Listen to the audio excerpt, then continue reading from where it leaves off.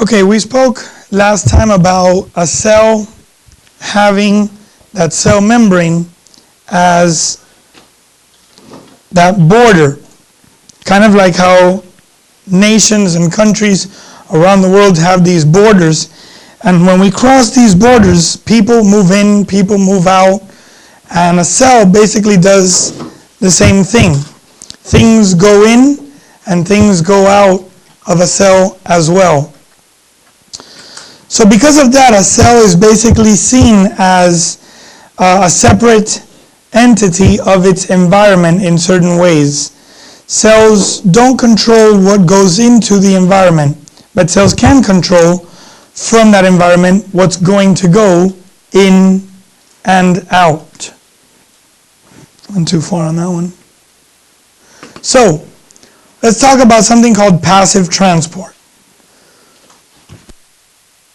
The passive transport, there are two types of passive transport. We'll get through this throughout the rest of the PowerPoint, but to basically give you osmosis and diffusion in a nutshell, osmosis is like an umbrella terminology.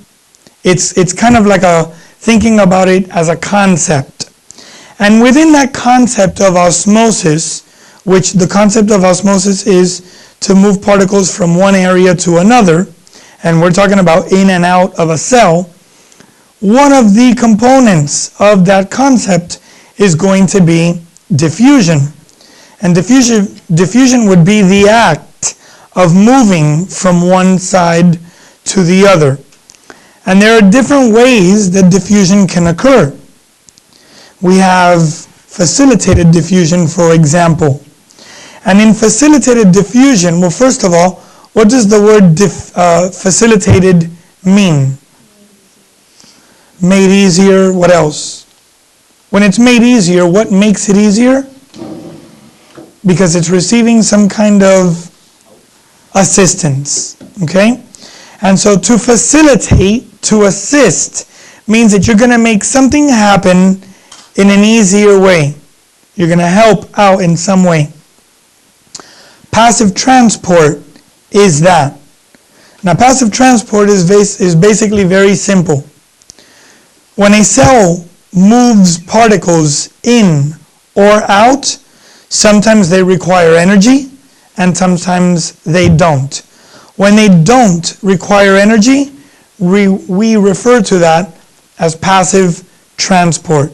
The movement of materials across the cell membrane without the use of the cell using any of its energy.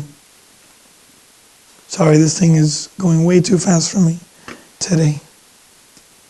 Okay, so every living cell lives in a liquid environment, and like I said, it doesn't control what gets placed in that liquid environment.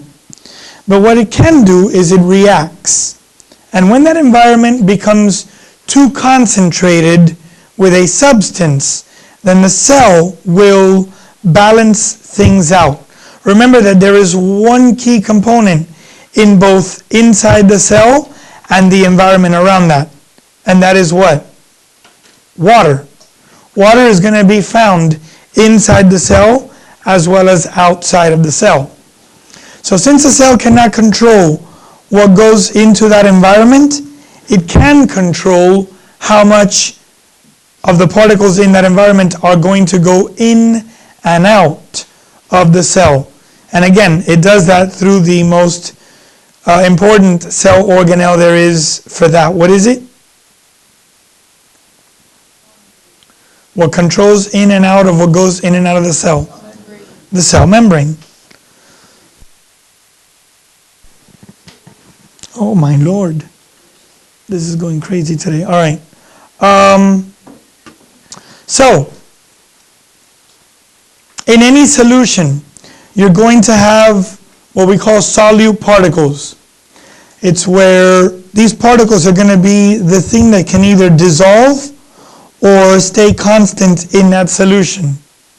Now, the cytoplasm of a cell is a solution, and it's going to have different things inside of it.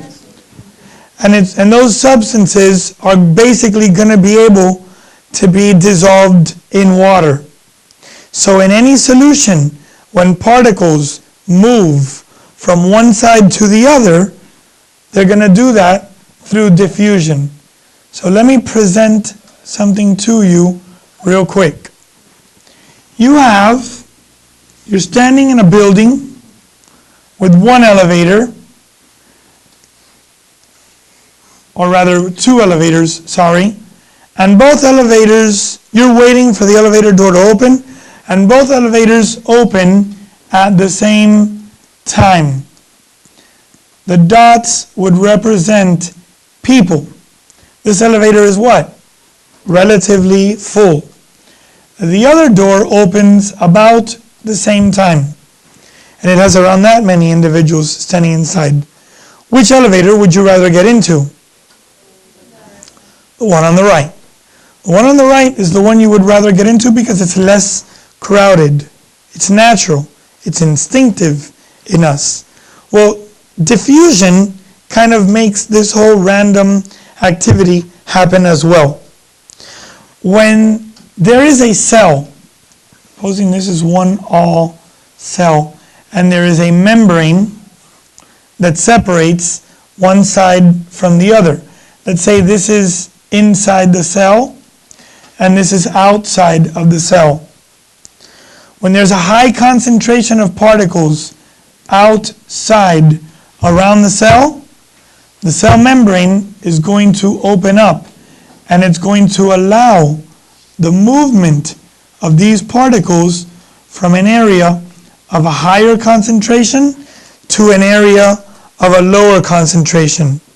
The process by which particles move from an area of higher concentration and move into an area of lower concentration, we refer to that as diffusion. Diffusion is random. Remember that cells are not thinking conscious beings where they understand, oh wait, there's more particles outside, let's open up that lipid bilayer a little bit and start allowing particles to move in. There's a polarity in the water that kind of allows for that randomness to occur. Okay? But that is basically diffusion. Diffusion can be defined as the particles when they move from an area of high concentration into an area of low concentration.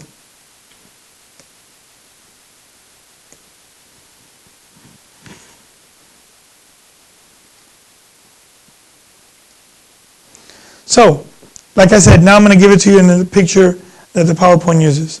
Supposing there's a substance, and that substance has particles on both sides. There's a higher concentration of one of these solutes. Let's say we're talking about sugar, could be talking about salt, anything. There's a higher concentration outside of the cell. And so what will happen is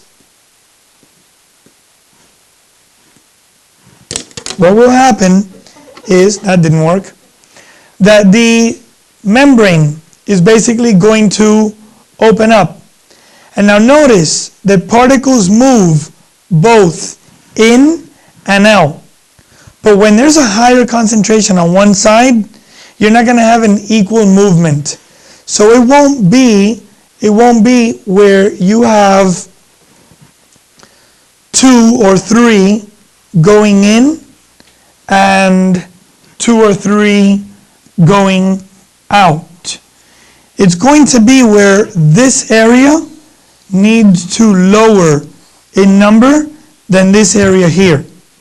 And so what will happen is eventually these particles, let me get to the next slide.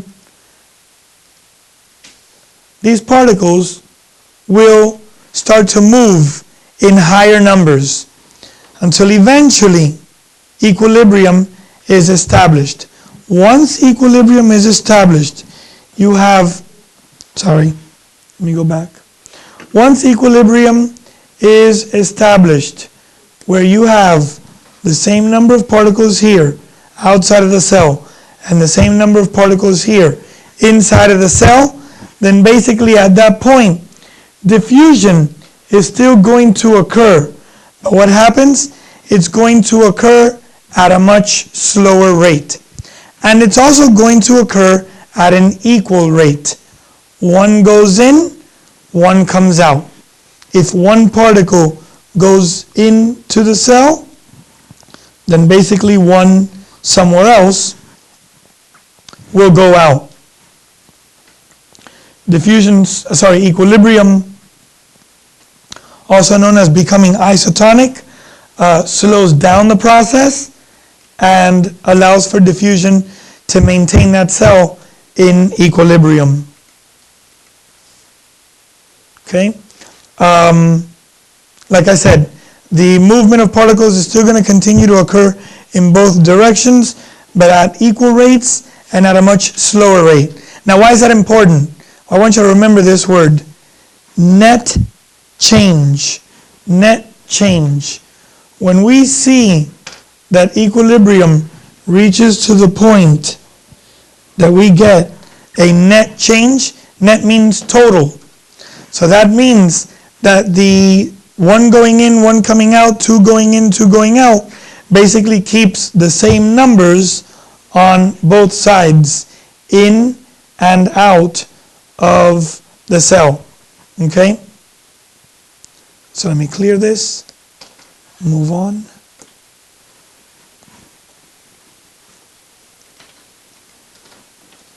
Now diffusion, like I said, depends upon random movements of these particles. Since it's random, that means no energy is required. That means we refer to the whole process of the movement as passive transport. No energy is required. It's passive transport. Now, particles are sometimes too big to pass through that lipid bilayer. And so what happens there? Remember the last slide, or one of the last slides on the previous PowerPoint on cells, where I showed you a protein channel basically opening up, allowing a particle in, moving it to the opposite side of the bilayer, opening, and then allowing the particle to enter into the cell? That process is what we refer to as facilitated diffusion. Sometimes molecules can't simply pass through. So they need what we refer to as these protein channels to basically facilitate the movement of the molecule from one side to the other. Okay? That does require the movement, but does not require energy. Okay? So even though there is some kind of a movement there, no energy is being used from the cell. Now, particles are not the only things that pass through. What did we say that the cell's environment is in? Water. Okay? So water has to be able to pass through there. But we have a problem. What is that cell membrane made of? The cell membrane is made up of lipids. Okay? And so what happens is that these lipids have a head that is okay with water, but they also have what? They also have a hydrophilic tail that does not, hydrophobic, that does not like water. So when water needs to pass through the membrane, the heads would have no problem with it. They're hydrophilic. But these hydrophobic tails would prevent water from passing through at a good speed. Okay, so to kind of solve that issue, cell membranes have what we call aquaporins. And this is an aquaporin. It's basically a protein channel. It's a water channel, also known as a protein channel. And basically what it allows is what? The movement of these water molecules to what? To pass through the cell membrane. Aquaporins are very important, like I said, because without them, water wouldn't be able to pass through that cell membrane as easily.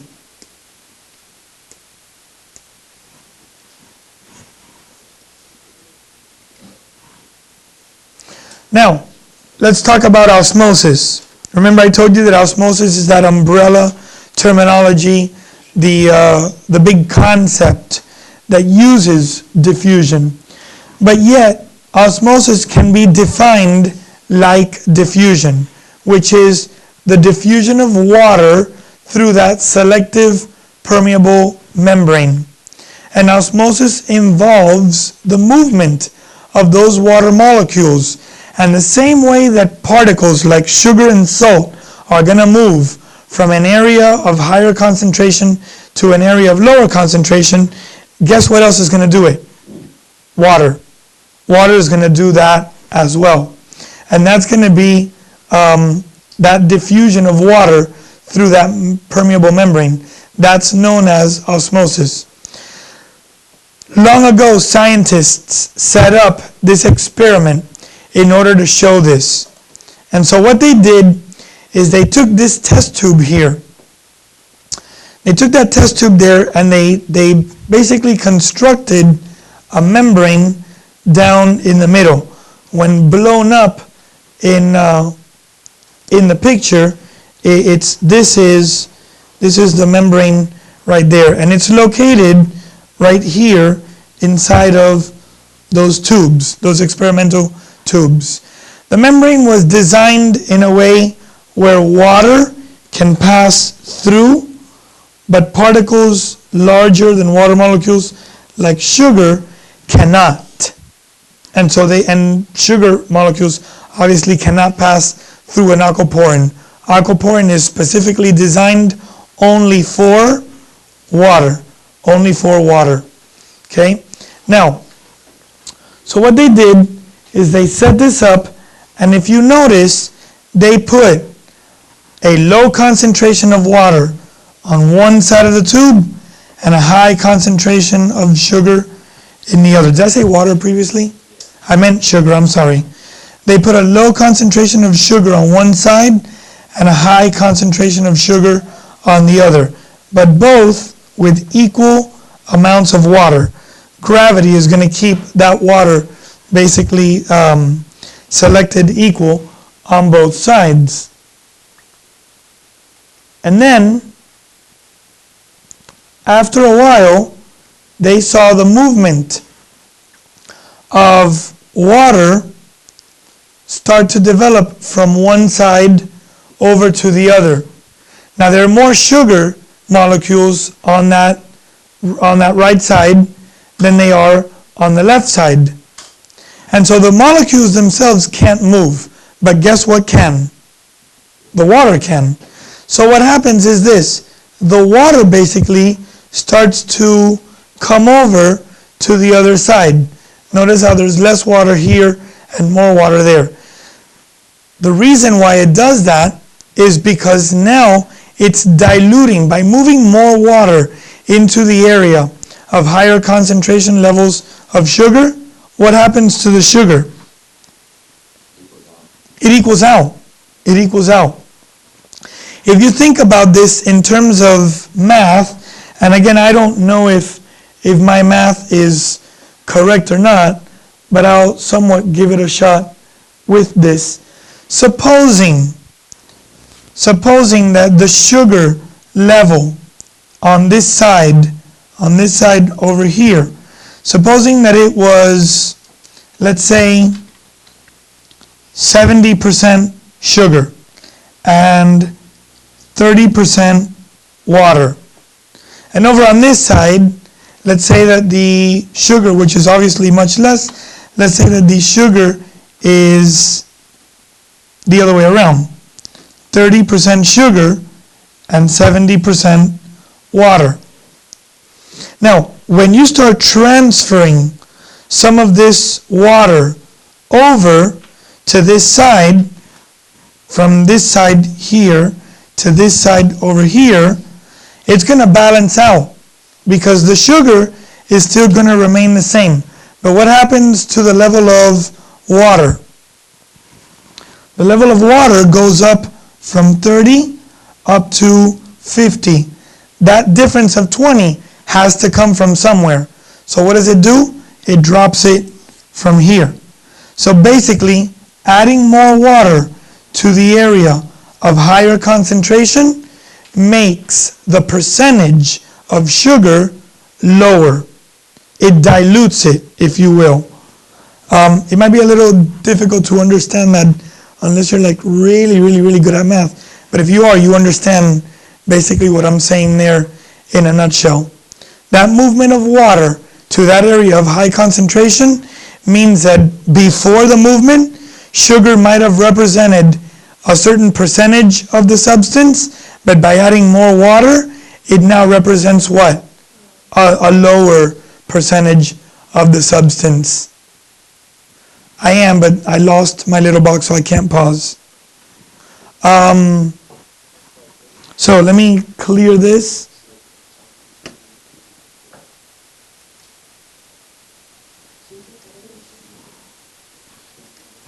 All right.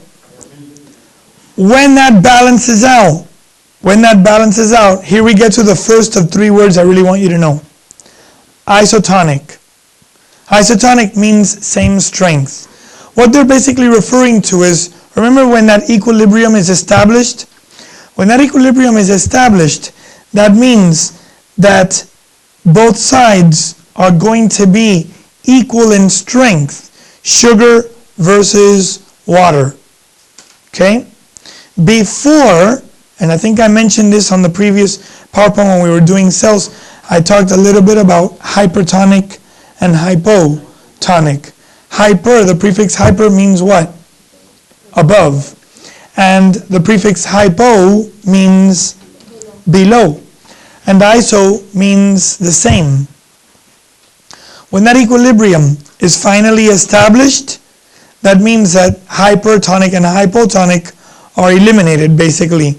And the cell, along with its environment, are both said to be isotonic. The strength of the sugar molecule versus the water molecule is the same both inside the cell as well as outside of the cell. Whenever the concentration of a substance in water is going to be above the water, then that's hypertonic. And when we dilute the substance, like when the water moved over to the right side, then that side started to work its way toward becoming hypotonic. And it stops basically when they are the same. Okay, so remember hypertonic as being above strength and hypotonic as being below strength. Now we've talked about movement of water from one side to the other, into the cell, out to the cell. What happens when that movement of water, let's say for example, into a cell, happens to occur rather quickly? Let's say, like for example, the body loves salt, but the body sometimes has a difficult time handling high levels of salt. I've seen individuals in restaurants put salt on a salad. I don't know why, but you take a salad, you're trying to eat healthy, you're going to ruin it by doing what? By sitting there with that salt shaker and putting high amounts of salt on it. Now the body, in a case like that, might have difficulty, depending on the health and age of the individual, might have difficulty handling that high level of salt. And so what happens is, through osmosis, sometimes water is going to need to move into that cell to kind of compensate, and it's going to have to do it quick. Well, what happens when you start filling up a cell with greater levels of water than what it's supposed to have? We're going to create what is called osmotic pressure. That net movement of water out of or into the cell can exert a force on the cell known as osmotic pressure. Sometimes cells are going to be filled with salts, sugars, proteins, other molecules, things like that, and it's almost always going to be hypertonic when compared to fresh water. Why when compared to fresh water? Because typically we drink water when we eat. We're supposed to. Many people, rarely, but some, will drink milk along with a meal, orange juice, soda, things like that. But for the most part, we're supposed to drink water when we eat a meal. That would be the correct way of doing something. So here we're adding all these salts, sugars, proteins, other things. We have to compare it to the fresh water that we're drinking. And that cell is basically going to be hypertonic most of the time. The water is going to stay, for the most part, outside of the cell. The molecules move in. So the cell needs to compensate and move water into the cell quickly. Well, sometimes when that happens, cells are going to go through osmotic pressure. If osmotic pressure exceeds its capacity, the cell can sometimes even swell to the point where it will burst as well. Okay, so that's also, that's why, again, high levels of salt intake and things like that can cause severe health issues in individuals. Now, in some cases, for example, that's not a problem. Water is going to be able to move in and out because of water channels. For example, cells that are used to make eggs of fish and frogs, for example, are completely surrounded by fresh water. And so these cells tend to lack those water channels, those aquaporins. They don't need them. And plus, you want to kind of keep water out of the cell as much as possible as well. You don't want to dilute the inside of the egg. And so therefore, in a case like that, they're not going to have a problem. The problem occurs in cells that do have a number of aquaporins in them. All right. Now, all this talk has been regarding particles, whether the movement is random or not, where they're all going basically in one direction. But what about when you have to go against the flow of traffic? Okay, this is the reason why we talk about active transport. Active transport is that movement of materials that need to go against the concentration, against the movement of that concentration. And that, obviously, if most of the particles are going in one direction, and one particle in particular needs to go in the opposite direction, then it will require energy. So active transport is the movement of materials against a concentration, and it does require energy. I put the picture of the subway train on purpose. If you've ever been to a major metropolitan city like Chicago and New York, for the most part,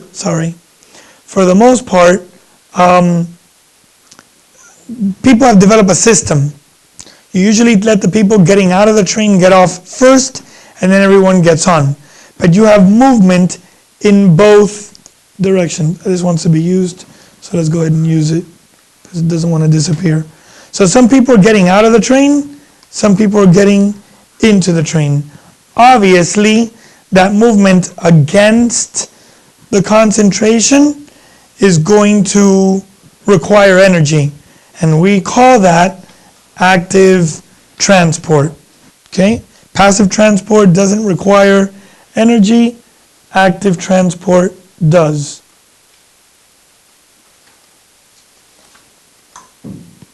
Now, the active transport of small little molecules or ions across that cell membrane is basically going to be done by these guys right here.